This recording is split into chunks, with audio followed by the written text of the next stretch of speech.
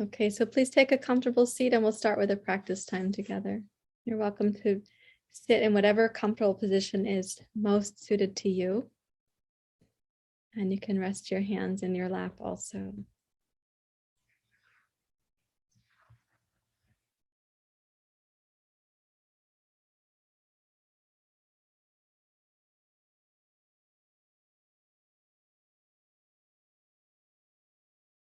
When we first come into contact with the present moment, sometimes it can feel like we are the top spinning. And we start wondering if it's going to slow down. I'm going to ask you to imagine that the speed of the mind actually can be slowed down.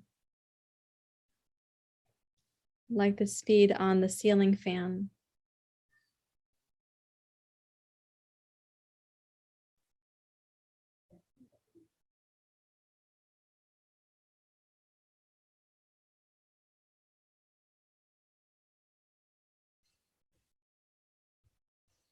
Imagine that everything that surrounds you, the atmosphere, the temperature, the sound, the light,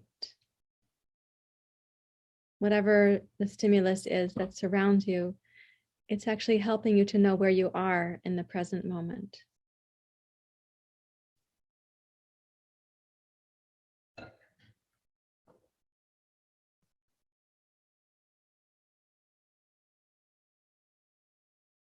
You can locate yourself right here, right now.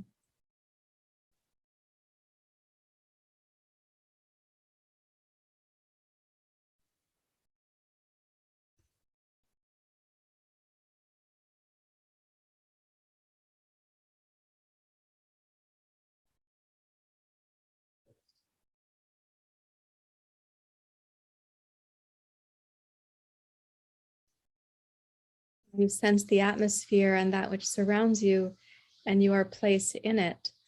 Now start becoming closer and closer. From the atmosphere, come to the skin of your body.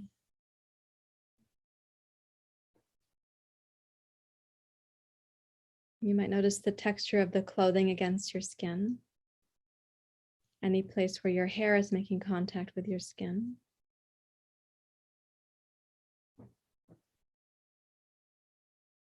And the temperature of the air on the skin of your face or your neck or your hands.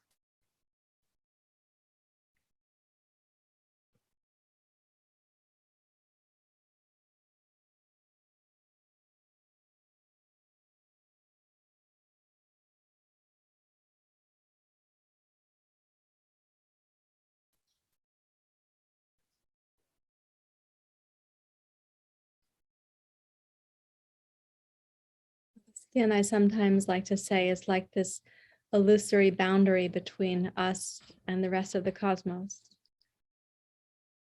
We actually can't be separated from the cosmos, nor can it be separated from us. But as you sense the skin of your body, you might sense it like a boundary of sorts. So see if you can now soften the skin, like relax that sense that there's a separate world beyond and a separate world within.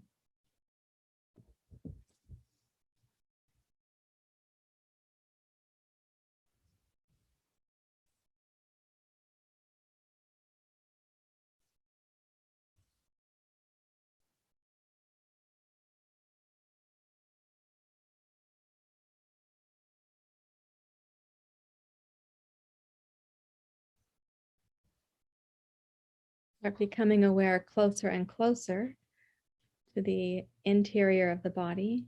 Go from the skin to the muscles, noticing where you're holding physical tension and where you have a sense of ease.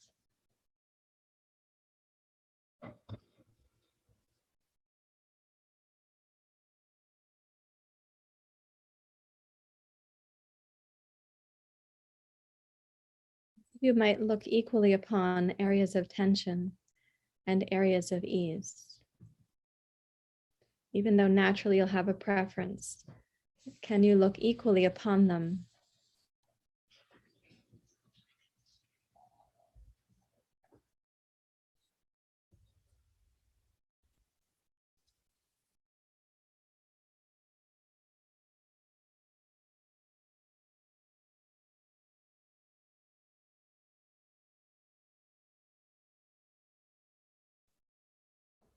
Then as you bring awareness to some place in the body that might be holding tension, notice what happens to it as you place your awareness there.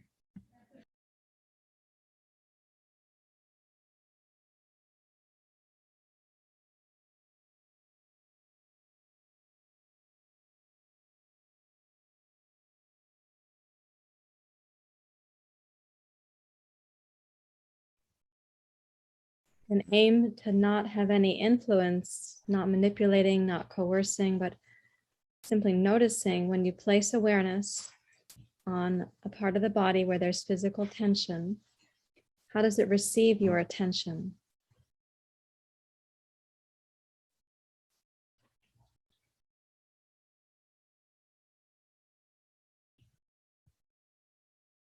You may have a secondary kind of noticing, which is what you say to yourself about the tension. Let it come to the primary noticing without adding the narrative. So noticing in the body any physical tension. How does it respond when receiving your attention?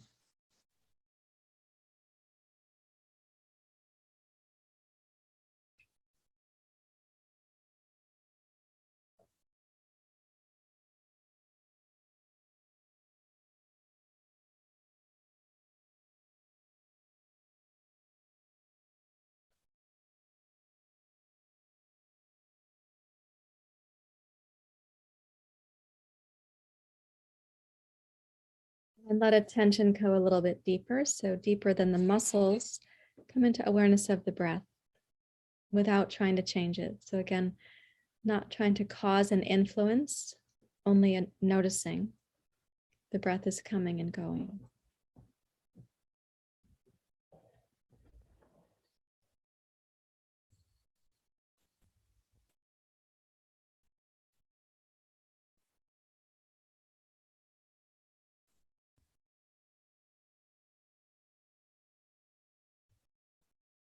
As you're observing the breath coming and going, again, without adding any influence or narrative, what happens to the breath when it receives your attention?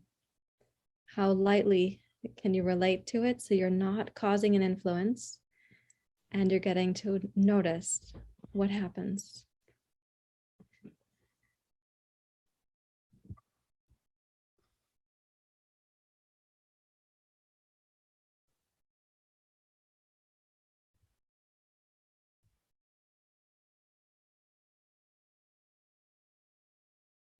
Delicacy of your attention is something that we want to cultivate in yoga practice. So don't add the second narrative about how well you're doing or not doing with anything.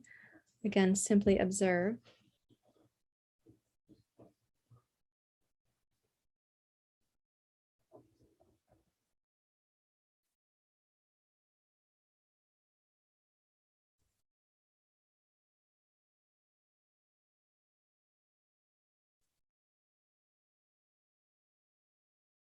Then bring this attention to an even smaller place, a smaller sense of attention, the pauses in the breath cycle, these little glimpses between inhale and exhale.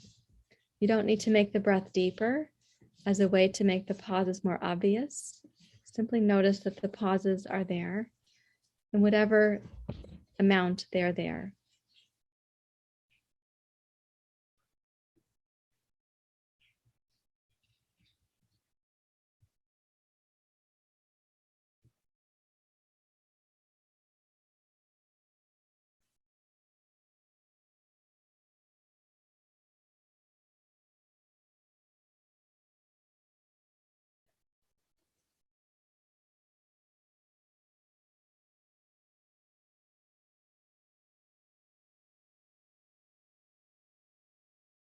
You may observe that the more delicate the attention is required to be, sometimes the more soothing it is, sometimes the more slippery, sometimes it becomes more difficult. Always come to it with a relaxed attitude.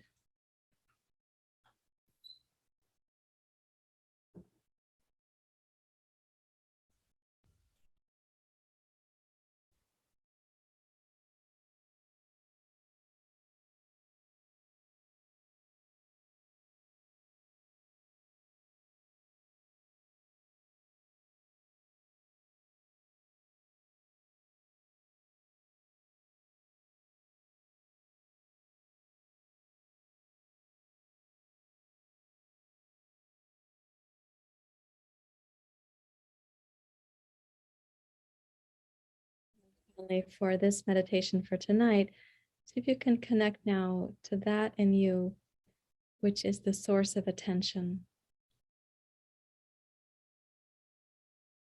From where are you giving this attention?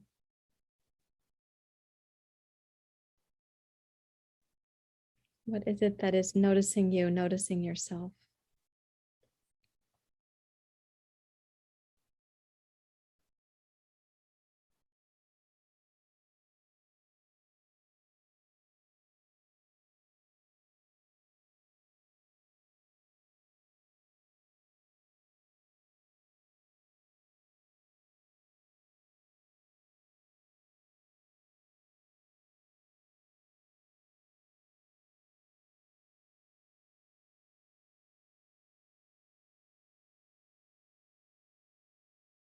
Please raise your hands to your heart.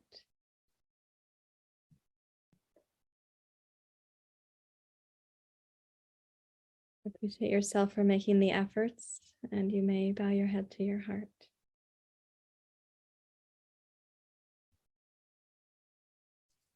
Release your hands, and when you're ready to, you may open your eyes if you like.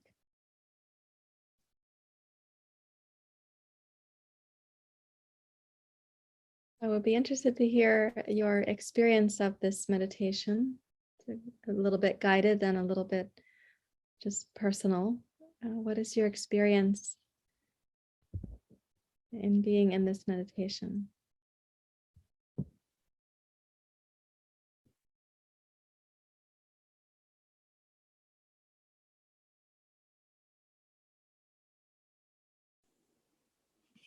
I'll share. I know for me, sorry, this is Stevie. My computer is not letting me put the video on. Sensing the sensations of tension. Right now, my back is holding a lot of tension in my upper back between my shoulder blades, and just having to just kind of sit with it and just notice it and not judge it I found that very hard. And to even notice myself noticing that, kind of taking a step back, being like, who's the noticer noticing that my back hurts really bad? And I'm not going to do anything. I'm just going to kind of just not accept, but like just look at it. And so, yeah, it was interesting not to judge. Yeah, to release ourselves from judgment is, it's a habit for lots of us. So, yeah. And how was your back responding when you were less judging? It was definitely still hurting, but I think, I guess kind of a less shameful attitude towards it made it feel a little bit more like it's telling me something for a reason, like you can rest, you can, your body is tired. So it's just giving me a signal rather than telling me something bad of like, your back hurts, so do something about it. It's more just like a sign to help care for myself. Mm-hmm. Yeah. Yeah, that process is like this reciprocity between when your body and you are having a conversation and actually able to have it, like this quality of deep listening that you would want to give to any one of your patients in the work that you do. Can we give that quality of listening to ourselves? So, Right. Absolutely. yeah, some people give that kind of attention to a bonsai tree that they're pruning, or they give it to the ceramics as they're making it. They give it to the child, or they give it to their pet, or something in the garden that they're working on, but can they give it to themselves? And watch how the thing you're giving attention to is responding.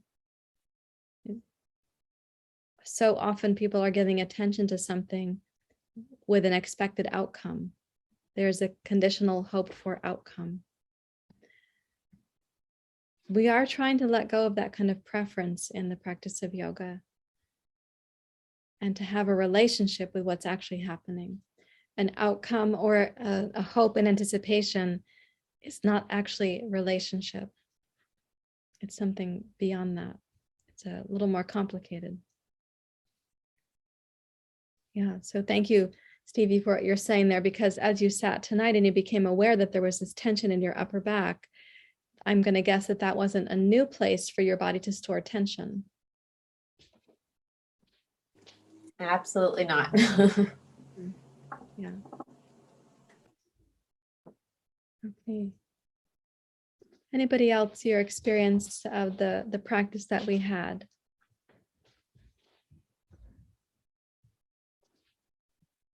I'll share. Just kind of reminded by what Stevie was sharing.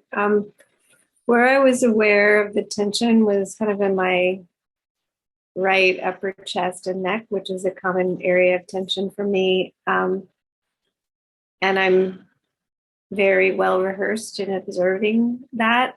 It was interesting when you asked us to reflect on how that part of the body was receiving the attention. What I noticed was sort of this bashfulness, kind of like, I'm the problem again. I haven't unwound yet. You're still dealing with me. And similar to what Stevie was saying, I felt like the observer's response was like, it's okay. We're not in any hurry. I'm just going to keep checking in with you. It felt very welcoming, but I would say I'm so accustomed to observing, that area of my body that I guess I don't often consider that it might be feeling like it's taking up too much space or so it was just interesting to feel that sense of you probably want to move on to something else now. Yeah. So, and what a cool discovery to have, that like this sensation, this part of your body, it has a voice, it has like a little adorable personality, but it has a couple things to say to you that are also poignant. Perhaps revealing some, maybe we have sometimes called a core belief that we have about ourselves, a core belief.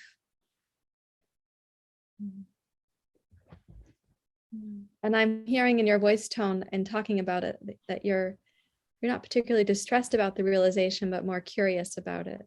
Am I getting that okay? Yeah, I would say that's right. Yeah. Yeah.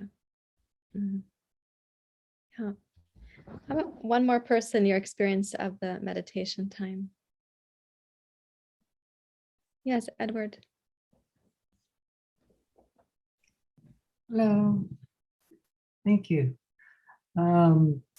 If I experienced any tension, it was in a relationship to wanting to just sit and practice versus listening to intellectual guidance. I guess I'm used to being a solitary practitioner, so a Sangha practice is a little bit different for me. So when I hear intellectual instruction, my energy comes up and wants to receive what you're saying out of respect. But the pratahara within me wants to just sit. So my tension was, respect the teacher and follow along, but can we just sit? I'm in my head enough. I don't know about you, but so that was my tension. I'm still working with that. Yeah, thank you for sharing that. Yeah. So also really good awareness to have when that's happening for you, when there's this desire to be respectful and also to have community, and as well an equally valid co-arising desire to just be silent and still. In that potential, conflict is too strong of a word, but maybe a discrepancy between those two parts. Does the body feel really relaxed, or does it hold tension? Or, what is the physical response to that too? Because what we're registering physiologically is also relevant. It gives us a looking glass about ourselves. Yeah. I have a couple phrases that I like to use in yoga. One of them is not needing this moment to be different and knowing that it won't stay the same. Not needing this moment to be different knowing that it won't stay the same. We rest in the present moment as it is. So not needing it to be different. That's a really high ask for human nature, not needing this moment to be different. Knowing that it won't stay the same. Sometimes we're having a pleasant experience of the present moment. We want that to stay. Sometimes we're having an unpleasant or a non-pleasant experience of the present moment. We want that one to be different. So we're basically in the practice of yoga in this tradition. We're being trained in certain tools or like mental and physical technologies. And one of those is the ability to witness, to observe, to be in relationship with what is happening.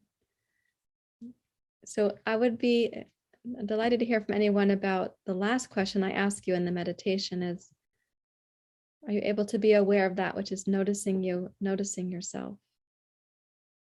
The source of the attention.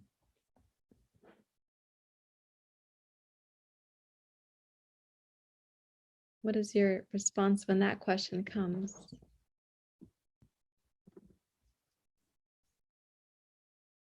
Yes, Diane. I find that to be calming and centering, when I'm following directions, particularly when there are several, there's some shifting of focus and wondering if I'm like doing things the way they're intended. But with that instruction, it's like, I feel like things kind of become clear. It's like, okay, well, I don't need to worry about all the little details because this thing that's guiding my attention, it's like, is making sure I'm where I need to be, kind of. Yeah. Yes, that's wonderful how you're saying this thing that's guiding your attention is kind of making sure you know where you need to be. Yes. And sometimes I like to point out, and I think you're hinting at this right now, Diane, that all these myriad sensations will come through the course of a day or a life or a moment. All these different thoughts will rise and pass. We're the constant. Whatever that thing is that's giving attention to it, that's the constancy. Those things are coming and going. But there's some constancy of attention. And I often use the physical memory of when you're on the swing set as a child and you take the toes up in the sunshine, you're on that part of the swing, and then you're going the other way, you see the ground, and then you see your feet. That in you, which was seeing your feet against the sky and the sunshine, that hasn't changed. That in you, which you sensed seeing yourself in the sandbox with the castles and the toys, that hasn't changed. That which has been observing us, observing ourselves. Yeah, thank you, Diane. Anybody else where that question lands for you? It's a really key concept in yoga. Yeah, Jackie. That one, it brought up who am I for me.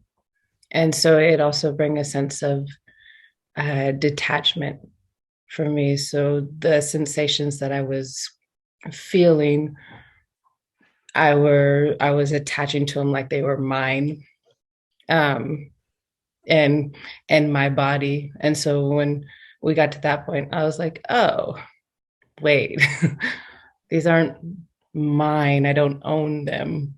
They're of this body. So then it kind of left me in like an empty space, sort of. Yes, in the emptiness. And sometimes this is confusing in yoga and also in Buddhism because we'll say things like form is emptiness and emptiness is form. And if you haven't had the direct experience of it, you're like, no, actually, the form is the form and empty is empty, because the way that our minds like to be declarative about things. But when you're sensing, Jackie, this form that you're inhabiting is also empty of you owning it. Emptiness is form and form is emptiness. Okay, thank you all for what you're sharing. So I'd like to do a practice tonight related to the Yoga Sutras. I just changed my audio setting so that it'll have the lowest amount of background cancellation, which means that you might hear the kittens playing with a cat toy, which they have been incessant about. I know you can't see them because they're just down here to my right, but the reason I changed the noise cancellation is that I want to do a chanting practice with you. I'd like you to have the experience of when we're chanting the sounds and we're going with a certain rhythm, there is a process that kind of entrances the mind because of the influence on the brain. So the first 3 Yoga Sutras, we're going to be singing them together tonight. I will tell you in Sanskrit and then also in English what it means. So in Sanskrit, we say Atha yoganusasanam. Atha means now. It's a very simple word, Atha, now. But now also means now, after all of this preparation, now, after all of the life experiences, now, given all of the suffering and the pain, now, given all of the discoveries and the efforts we've been making to understand ourselves, now the yoga begins. Atha yoganusasanam. Some people translate it as now the conversation, the discourse about yoga begins. In that case, we might understand that the Yoga Sutras were talking to a community of people from a community of aspirants, of yoga aspirants. Though the author is Patanjali, it's possible that it was a group of people and Patanjali authored it. So we say, Atha, now the discourse, the discussion of yoga begins. Well, if there's a discussion or a discourse, there's more than one person there. So inherently in the first Yoga Sutra, we're talking about being together. We're also saying, after all of this difficulty, after all of the pain, after the suffering, and perhaps even because of it, and all of the efforts to understand and all of the self-help books and all the times on the yoga mat, now we are at this particular threshold and the yoga is going to begin. In the second sutra, the yoga is defined. Yoga chitta vritti nirodha. Yoga chitta vritti nirodha. Yoga, the experience of union with the divine or union with all that is. Chitta means wisdom or consciousness or kind of intelligence. Vritti means the fluctuations. And the word nirodha means to cease or to abate, to end. So yoga chitta vritti nirodha means we experience yoga and chitta, this wisdom that is pervasive and available. We experience it as us. It experiences us experiencing itself when the vrittis, the fluctuations of the mind, have abated. My English translation of that, a way that I'm fond of saying it, is that we experience ourselves as that reflective nature of life when the water becomes clear on the surface, because we've stopped mentally fluctuating or stopped being distracted by those mental fluctuations. We aren't stirring them. We're getting comfortable with the ripples on the water becoming reflective and still. So that when we say, Yoga chitta vritti nirodha. So yoga is when the mind is quiet. It's the most simple translation. Yoga is when the mind is quiet. Then the third Yoga Sutra, we say, Tada drastu svarupe vastanam. Vastanam means to be established in. Tada is like a firmness, then abiding. Tada drastu. Drastu means seeing, how we are seeing clearly. Svarupe, this inner experience of bliss. So the phrase Tada drastu svarupe avastanam means, and then we are firmly abiding in our blissful nature, our svarupe. We're firmly abiding in yoga. We rest in a kind of shimmering ease and delight. Except that we don't think of ourselves as being there. We don't have a sense like we are experiencing this. there is the experience of it. As you become one with the clear surface of the water reflecting the sky, and maybe even the moon on the surface of the water. So that one we say, Tada drastu svarupe avastanam. So what I'd like us to do is do it as a practice where I can't hear you because you're muted, of course, but I will sing the line slowly. During my chanting, you'll be inhaling. And then you can sing it when I'm inhaling. So when I'm inhaling, I'll be silent. During the exhale, I'll be chanting. When I'm chanting, you'll be inhaling. When you're chanting, I won't be able to hear you because of the technology of Zoom, but I'll be inhaling. So there'll be this reciprocity also between us.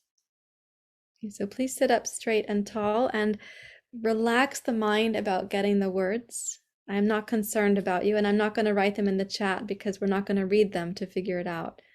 We're going to do it traditionally where you hear the chant.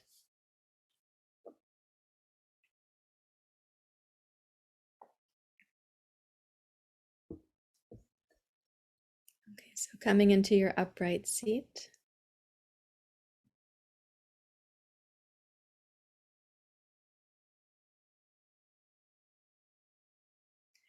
And then allow the breath to get smoother and deeper because you are able to coordinate the breath based on your practices and your experiences with the breath.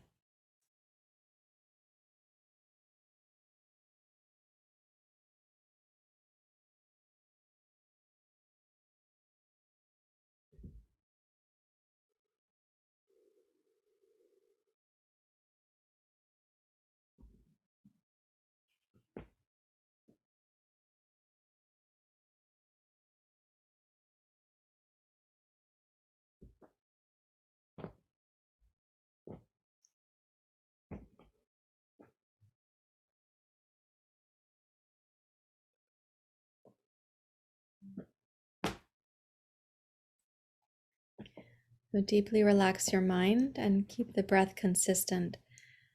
We will sing each line several times, and you don't have to get it right.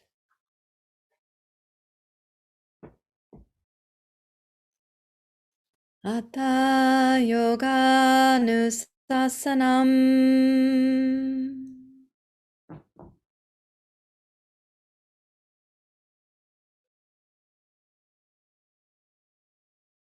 Atha yoganusasanam.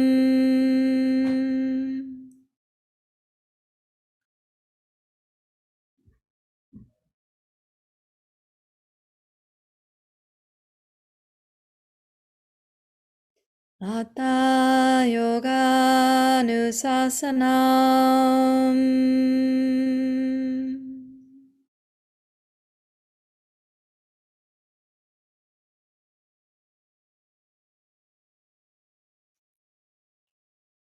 Atha yoganusasanam.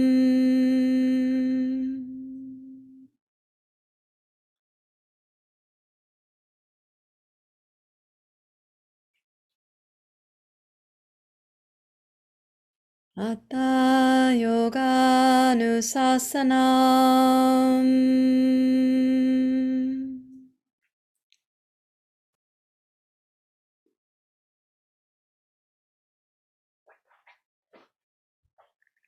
Atha yoganusasanam.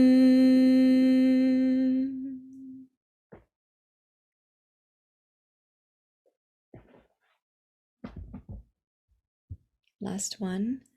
Atha yoganusasanam.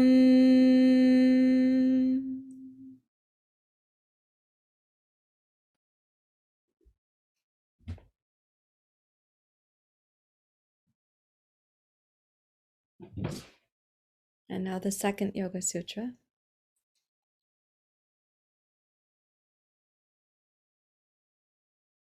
Yoga Chitta Vritti Nirodha.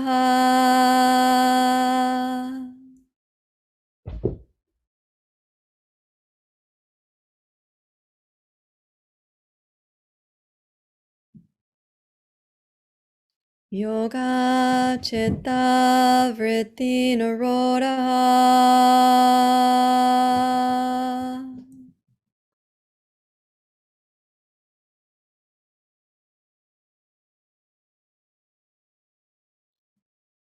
Yoga Chitta Vritti Nirodha.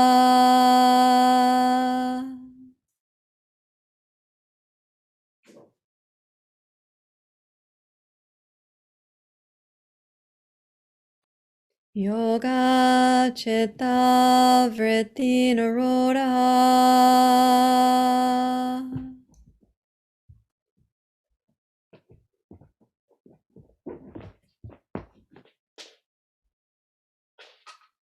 Yoga Chitta Vritti Nirodha.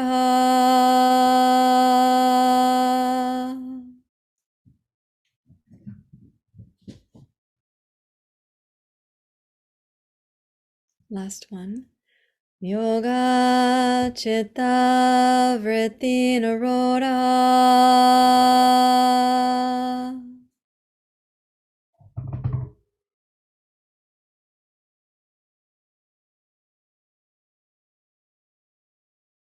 Tada drastu svarupe vastanam.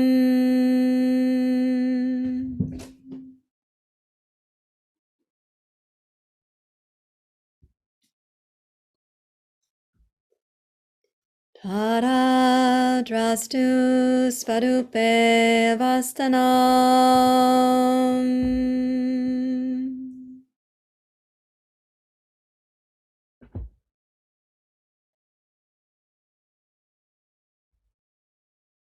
Tada drastu svarupe vastanam.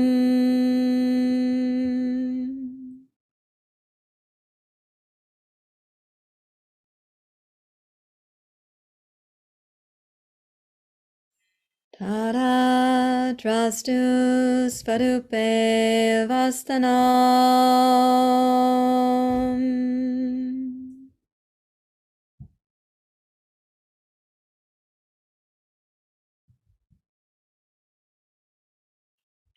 Tada drastu svarupe vastanam.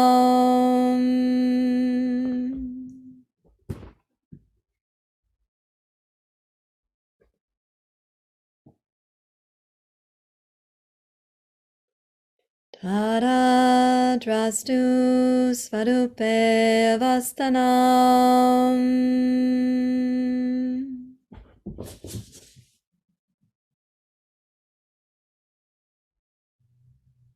Last one. Tada drastu svarupe vastanam.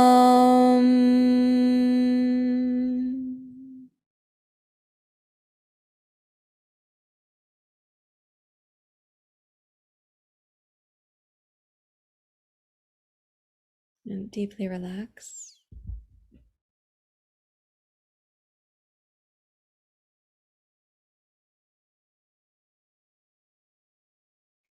Welcome the possibility that the mind is quiet. You do not need to evaluate how well you did what we were doing. No commentary is needed.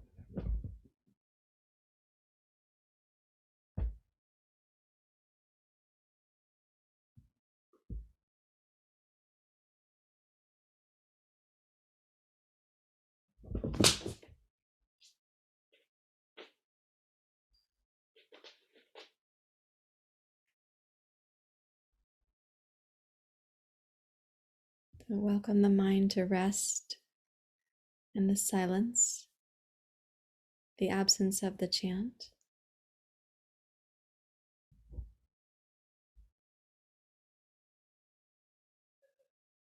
Make no particular effort with the breath either.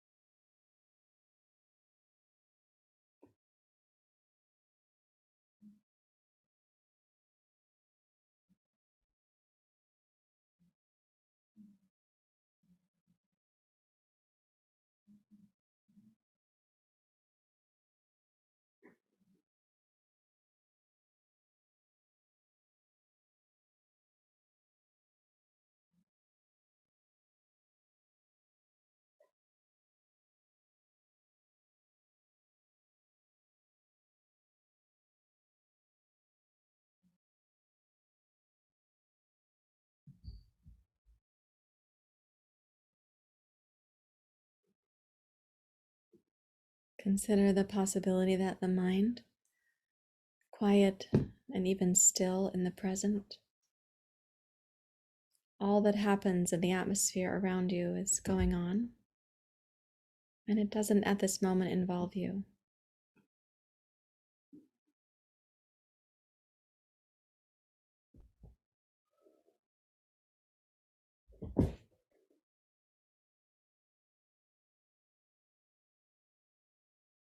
Nor are you separate from it.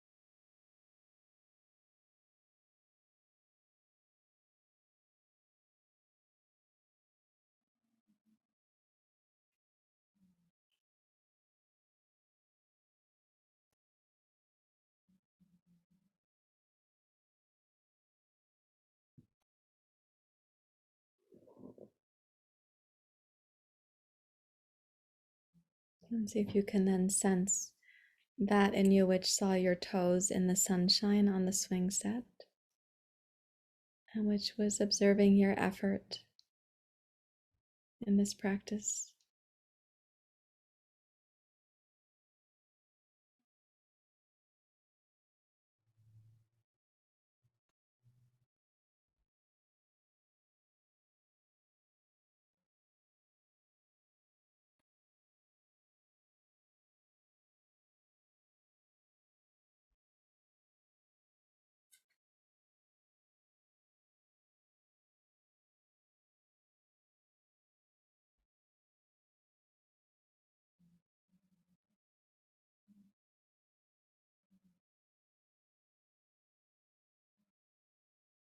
And please raise your hands to your heart. You can appreciate your efforts here. And release your hands as you're inclined to, and you're welcome to open your eyes.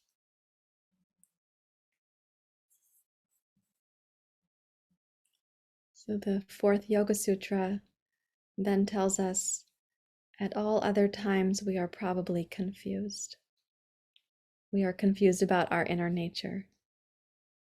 At all other times we are getting confused.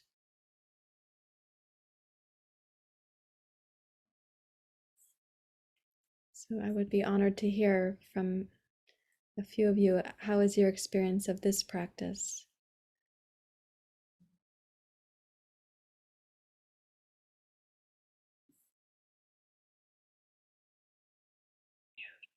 Sarah, Yes. yeah, hi. Thank you for that.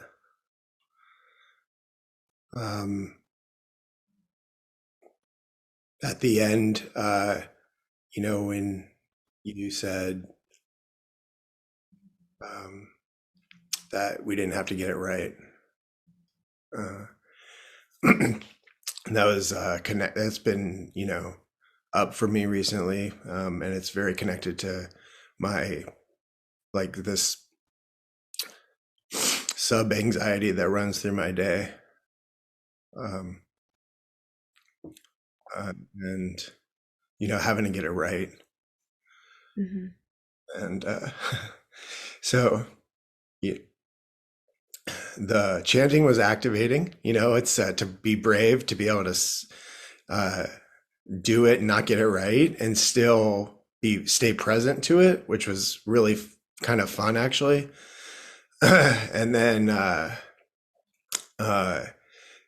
the end, when my mind is kind of roiling, I thought, oh, okay, I'm going to end on this sort of emotional note, but the quietude afterwards was very helpful, and then my mind quieted down. So then I was able to like kind of bask in the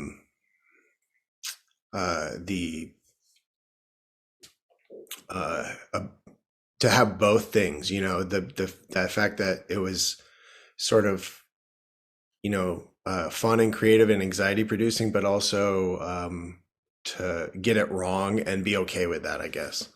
Mm. To be up to get it to, or not even to get it wrong, but just to get, yeah, I mean, it is wrong, but so yeah, that was very, very amazing. And then the quiet at the end, my mind just sort of was able to let that go. And Mhm. yeah, You didn't have to bring the commentary, or sometimes I call it the chatter, in your mind that might have been happening while you were making the effort, the commentary of having to get it right, or the struggle of realizing that you have a sub-level of anxiety all through the day that has to get it right. So that chatter going on, minor, medium, intense, during the practice, you didn't have to bring that with you to the quiet at the end. Is that what you're saying? It yeah, wasn't there. it kind of went away. I was able to quiet, it was just Okay. it allowed the space for it to just be, and then kind of um that I almost felt okay with both things, I guess the duality of Yeah. um I don't know, duality of experiencing both it being fun and terrifying, I guess. The Like a chanting, roller coaster. and then the voice, the critical voice around it, and but yeah, just the quiet at the end was great. Just let it be, I guess. Yeah, so there's something really specific there that happened. I want to be able to name it for you and for others. You didn't have to bring the commentary forward with you into the next moment, into the quiet. You were okay with the experience you were having. So then the operational chattering away mind in daily life that has that commentary going on, you didn't have to bring that with you to the next moment. It wasn't there. So this freedom to be okay with either the comment is there or it's not there. That's what I'm hearing you describe. So it's very important that you didn't have to bring that commentary with you to the next moment. Yeah, and it kind of, and then what you said at the very end about everything else is what you said every It other. isn't about you. Oh, you said it was a quote from something. Every other thing is just Confusion. Oh, okay. So in the meditation, I said that anything in the atmosphere happening wasn't really about you, doesn't need you to tend to it. It's not yours to. It's happening. It doesn't include you. This that we think of as you. And then I said at the same time, nor are you separate from it. yeah. So like everything else other than when I'm present in the moment, everything else is. Confusion. Yes, I think Lynn said that for you. Yes. So the So fourth Yoga Sutra says, at all other times. that kind of feels like the same thing. At the end, everything else is just confusion, whereas this is just what is here. Yes. Yeah. It's really helpful, Jesse, that what has happened is you had like a direct taste of, okay, I'm making this effort, might not be getting it right, could be getting it wrong. I have a personal narrative about having to get things right. It's not taking over so badly that I can't participate. I am participating. I'm doing my best. I'm chanting whatever I'm chanting. I'm breathing. It's really brave to do this. You're not condemning yourself along the way. So all through that process, you are kind of separating the wheat from the shaft. You're separating the narrative from the experience, and you get to have more of the experience and less of the narrative. At the same time, chanting and singing is a vibrational undertaking for the body, and the breath is there too. So we actually are influencing the brain and the physiology of the body towards the possibility of feeling that which you're speaking to. What we hope happens then is this kind of glimpse that you're having, Jesse. It becomes a more and more consistent glimpse until it becomes the view, not just a lucky glimpse. It becomes the view.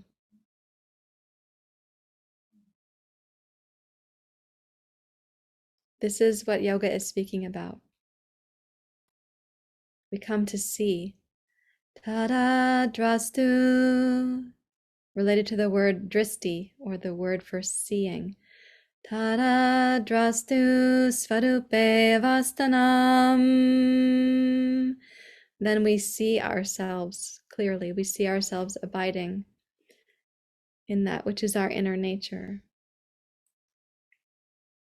The glimpses that we get from Shavasana or meditation or Sangha, the glimpses that we have, it's not like we just accumulate them all into a big basket like children's toys and then we walk around with them trying to see the world through those glimpses. The glimpses are going deeper, deeper, deeper, and becoming the constancy at the same time that the old view is then leaving. You're outgrowing the old perception. An old perception for Jesse, which might also be there for others of you, is having to get it right. But that's no longer true as of 7:59 p.m. on March 11th in the year 2022. At the same time, it was never true.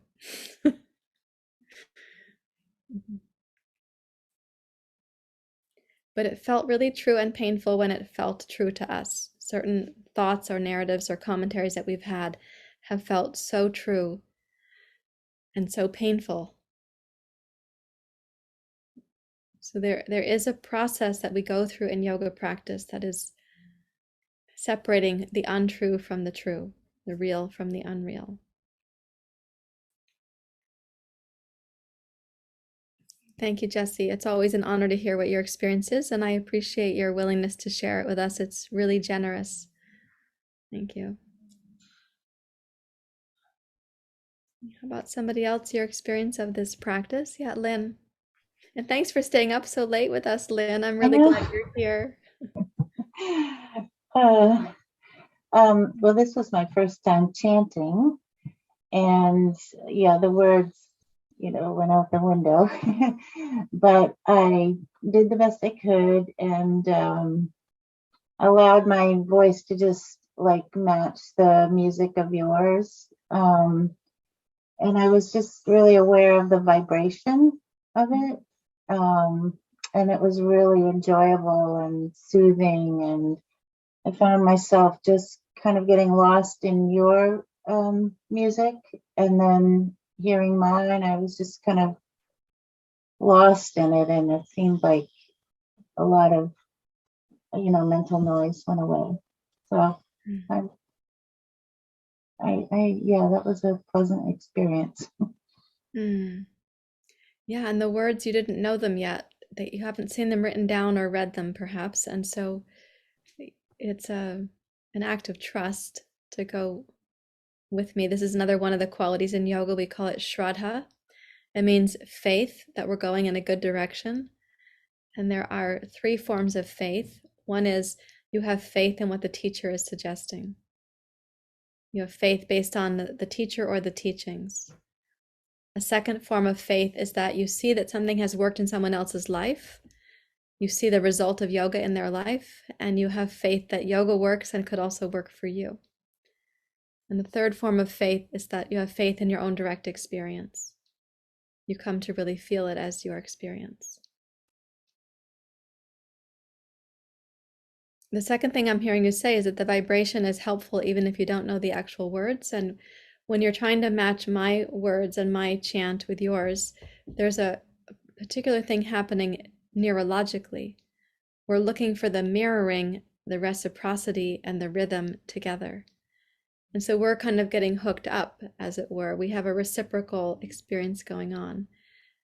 And that's also really healing for the parts of us that longed for that rhythmic resonance as a way to know that we are safe and connected. This is one way to help create that in the practices of yoga. We could imagine in early life that there was singing. And some of you are in, like Diane teaches in the Waldorf school system. Some of you have been school teachers.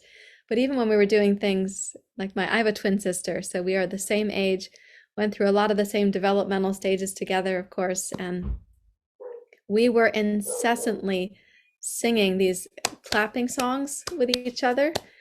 Miss Mary Mac, Mac, Mac, all dressed in black, black, black. She, and we were just going on. And then we would do it with our hands under our desks at school. We were doing it underneath the desk, and we were getting in trouble for these kinds of things. That we had so much rhythmic resonance with each other. It was actually life-saving because, as some of you know, and I think Lynn and others here who I've spoken to about my early life, it wasn't like a safe, comforting, nourishing household. It was scary. It was sometimes very unpredictable. And there wasn't, on the one hand, there wasn't nurturing. On the other hand, there was violence. So having a twin sister at the same age and doing these kinds of things, that was very much like we were seeing each other. When you did that with adults or teachers, and the teacher sings to the school children and they sing back, there is a connection that's being made there. That's why we use singing at that phase of life. However, we should use it for the full phase of life, every part of life, like this. Thank you, Lynn.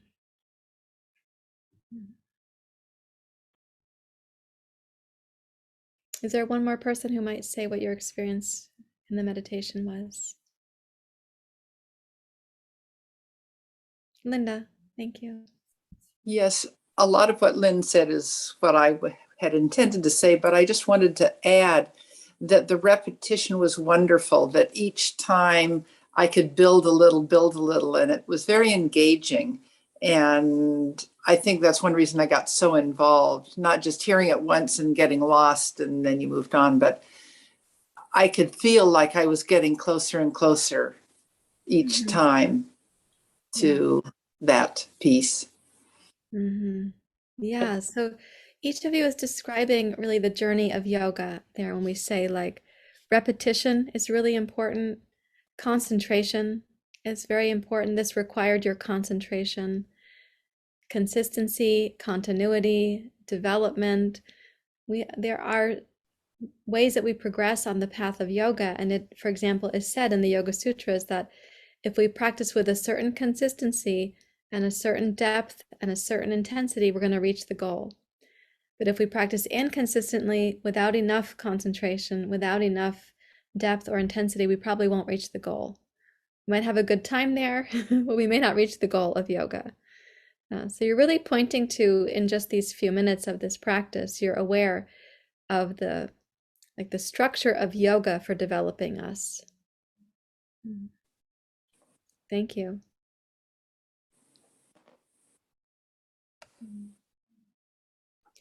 So when the Yoga Sutras then say, essentially at all other times we are confused,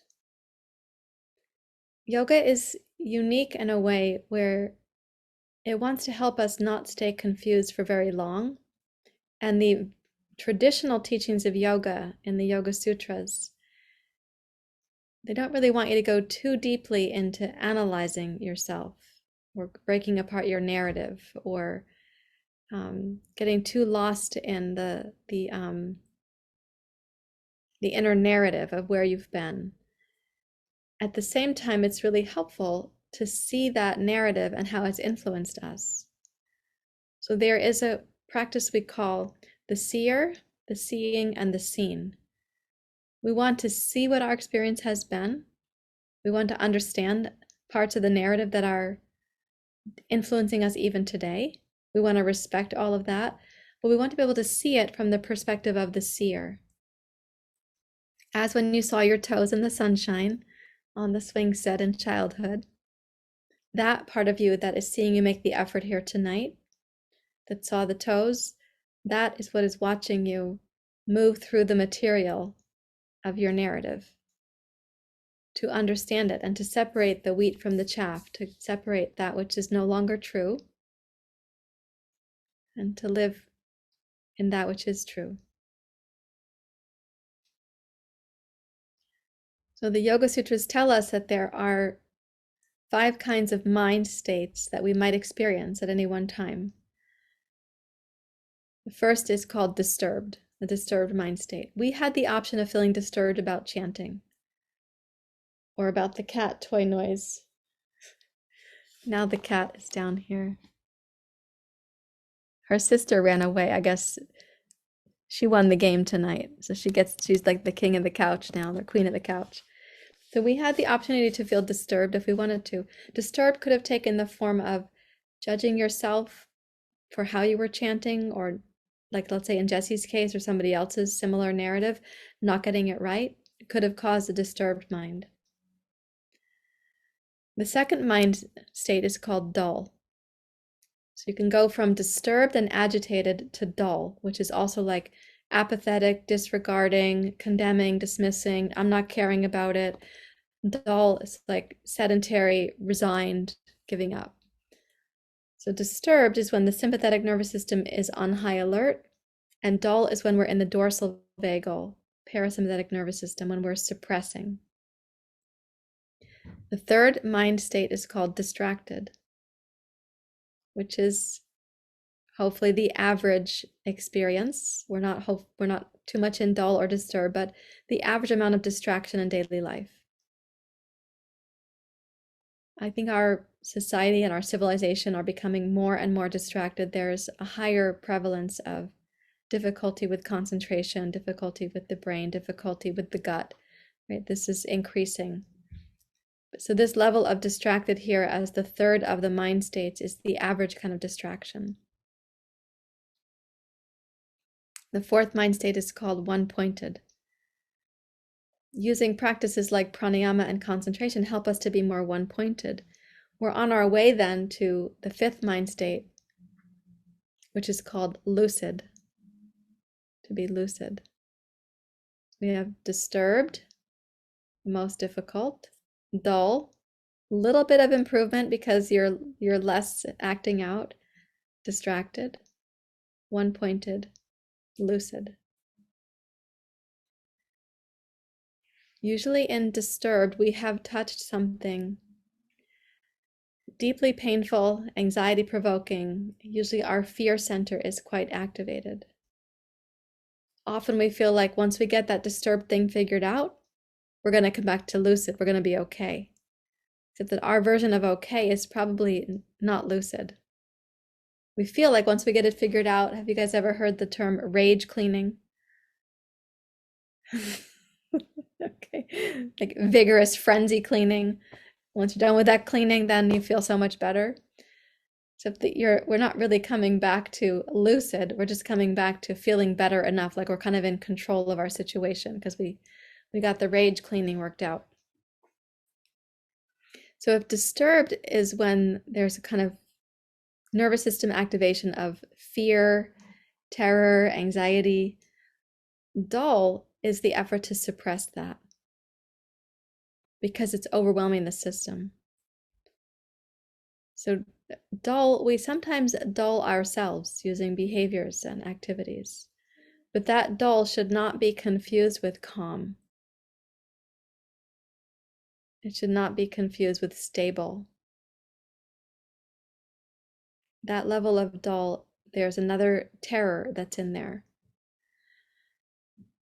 It's very hard to be in touch with those two mind states with the seer. You have to cultivate the ability to be witnessing that you're in it.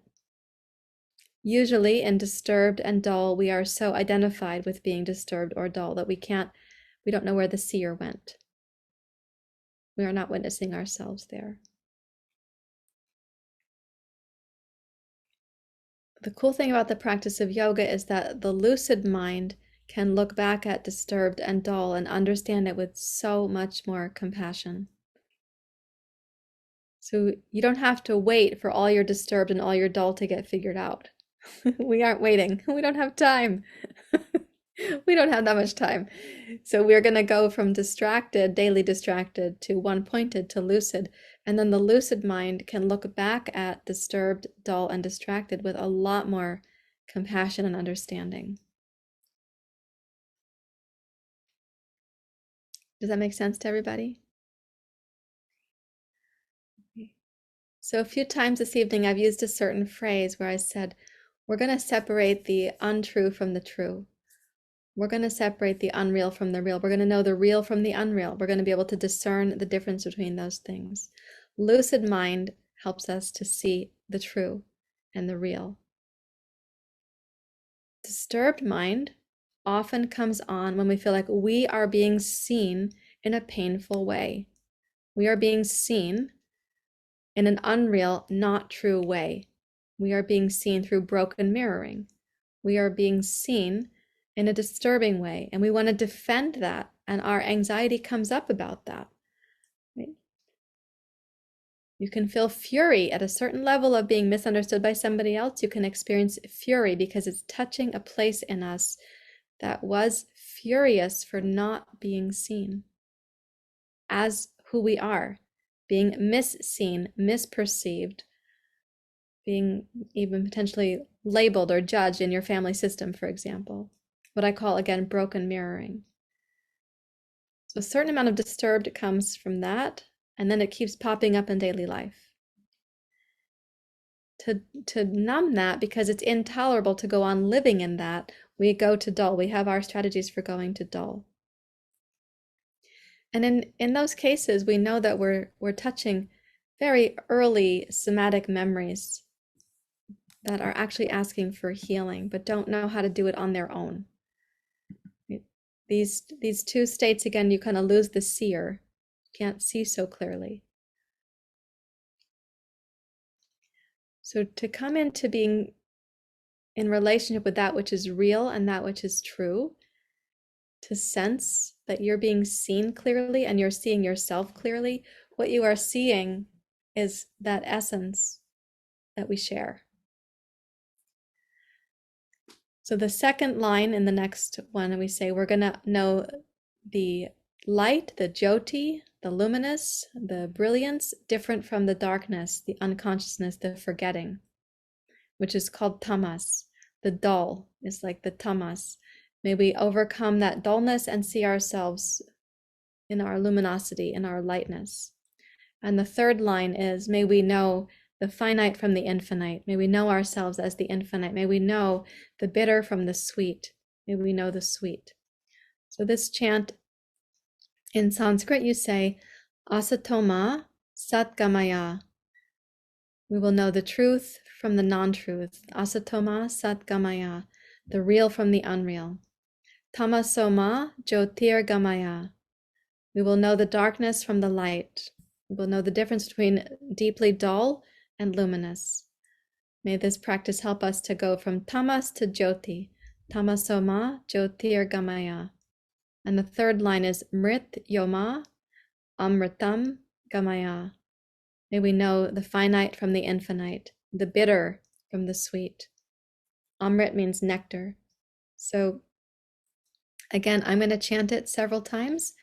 The repetition is there, and we will see how you have as your experience. So this chant, some of you will know it from yoga class because we sing it in yoga class. And then you might feel a little like, oh, excitement, I know this one. So you can beam out your confidence or excitement to others who may not know it yet. When I'm chanting, you'll be inhaling. When you're chanting, I'm inhaling.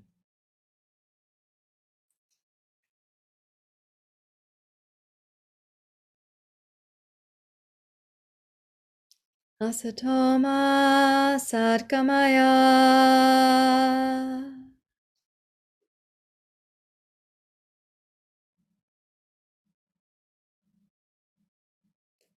Asatoma Satgamaya.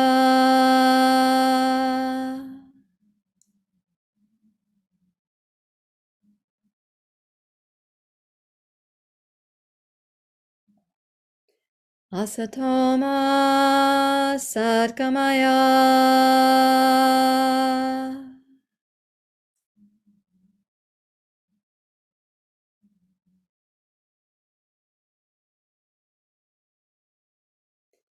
Asatoma Satgamaya.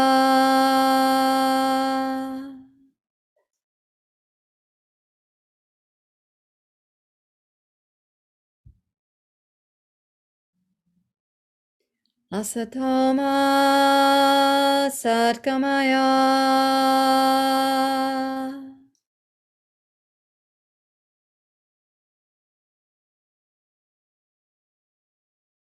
Last one. Asatoma Satgamaya.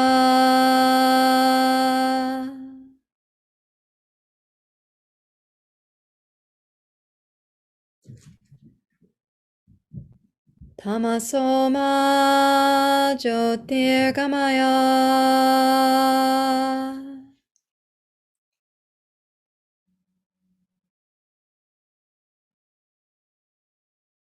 Tamasoma Jyotirgamaya.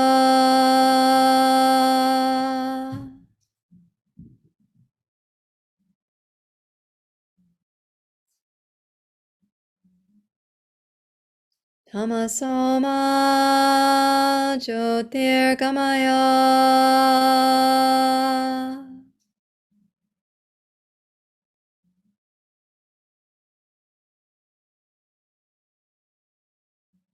Tamasoma Jyotirgamaya.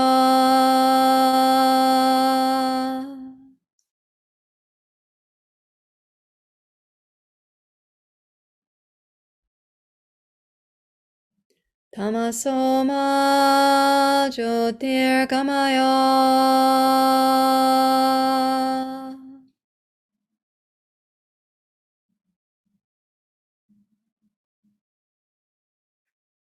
Last one. Tamasoma Jyotirgamaya.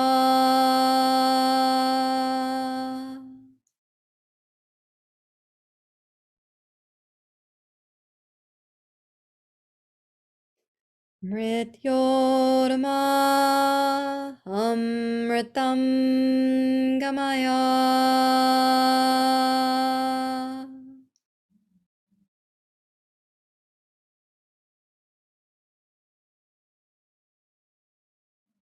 Mrityorma Amritam Gamaya.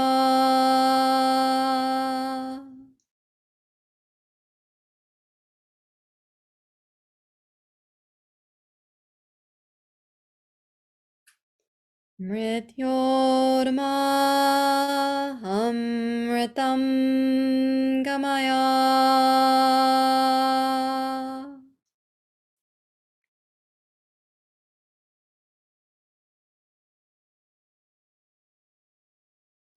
Mrityorma Amritam Gamaya.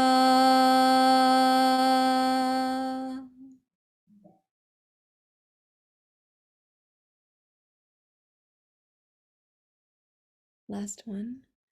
Mrityorma Amritam Gamaya.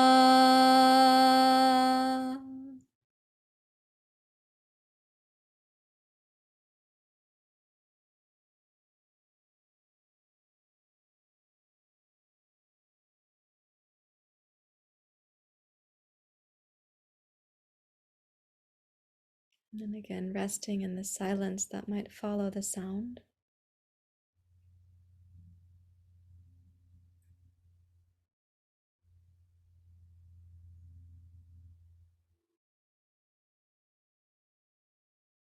And bringing none of your commentary with you.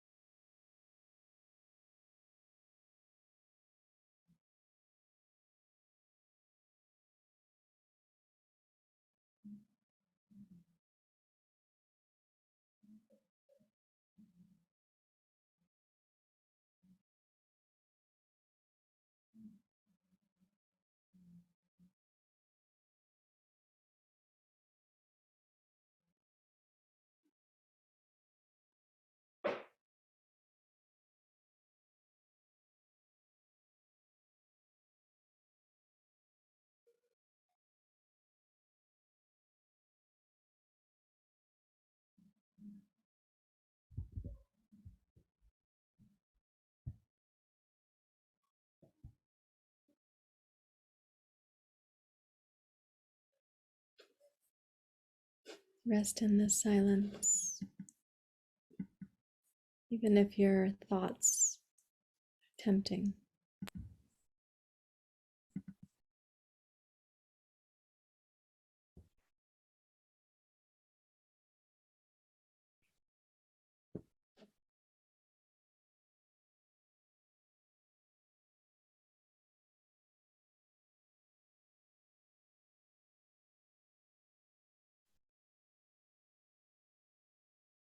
Learning to chant is a one-pointed concentration practice. It can bring us to the lucid.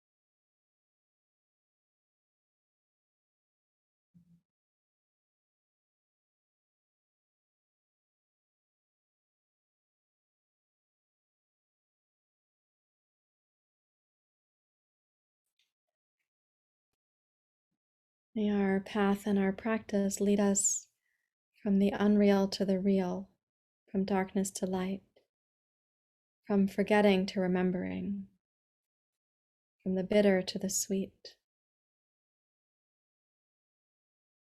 from the finite to the infinite, from isolation to connection.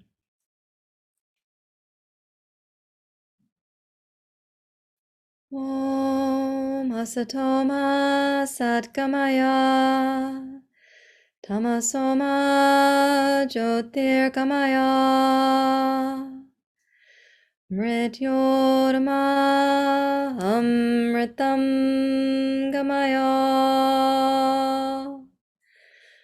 Om Shanti Shanti Shanti.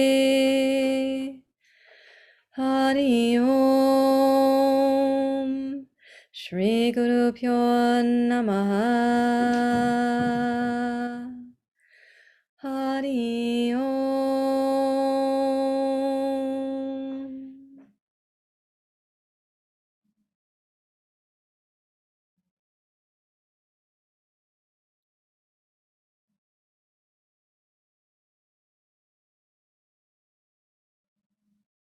Okay, you may open your eyes as you're ready to, and I would be honored if one or two of you who have not yet spoken might share your experience of the chanting, the second round of chanting.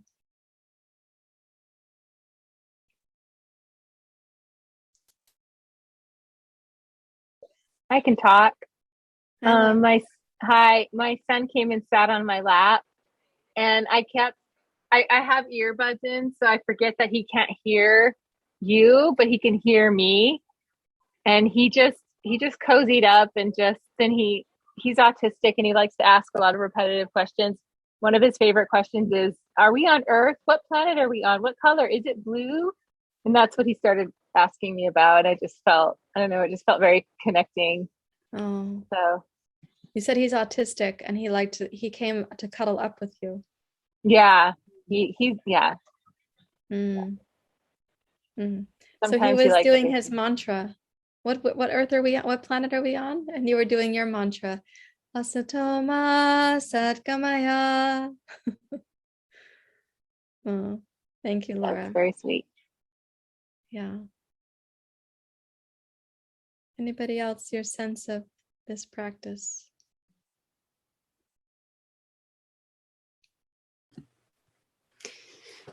I feel like this, I mean, it's a chant that I sing every time I sit, and I feel like it's like my lifeline, and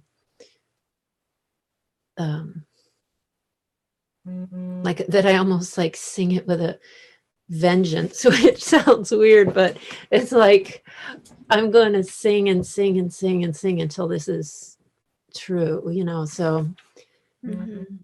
I think of all the chants, it's the one that sits the deepest in me and Mhm. is most constant. Yeah.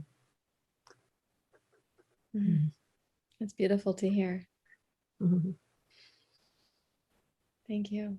Have you Yeah. heard this sung by Meditative Mind? Do you know No, it? I've only heard it sung by Deva Premal, who Okay. sings it in a different way, but Meditative Mind. I'm going to put it in the chat for you. And the chant is spelled like this. And you can look for a CD, piece of music from them that has the sacred chants of yoga, and that's one of them that's on the CD. Mm. Let me see if I can make a screenshot of the picture for you guys to see it. And did you say so the group is called Meditative Mind, but the CD is called something else? This is a picture. I think I can show it to you. Okay.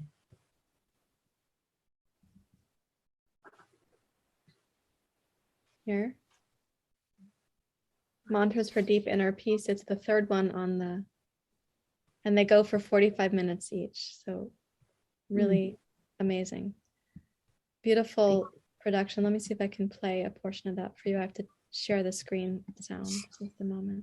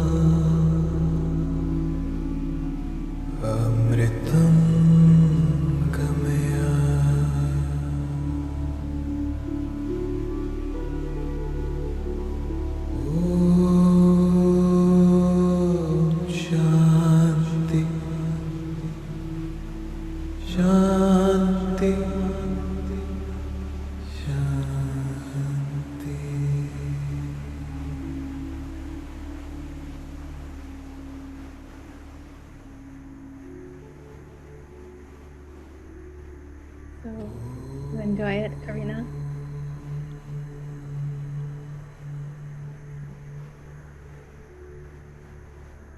I get no commission to buy their CD. I only have the feeling of well-being that you also get to listen to this music. I have listened to it so much during this pandemic. The whole CD. The whole thing. I have a question. What does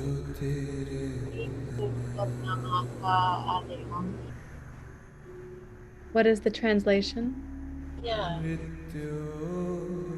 Mrityoma Amritam Gamaya.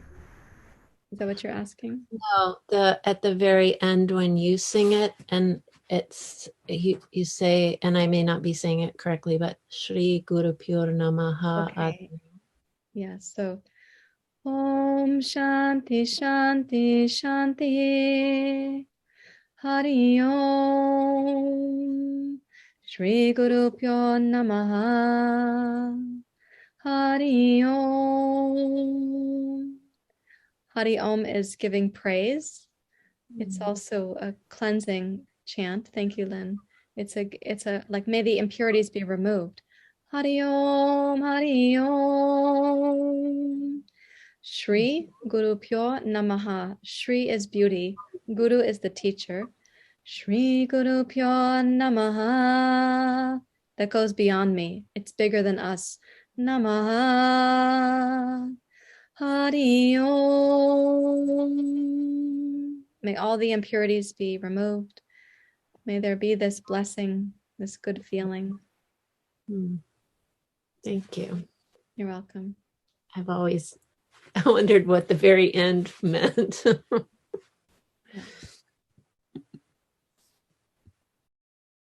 Okay. Well, thank you everyone for being here. I want to send you off to a quiet evening, and may you have restorative sleep. And remember that even in the practice of the chanting, what it takes to do that tonight, that's yoga happening right there. The concentration, repetition, consistency, duration, reciprocity, rhythm, the silence that follows. We're separating the narrative from the essence and arriving back at our essence. So thank you once again for being here. I'll see you in the morning. Good night.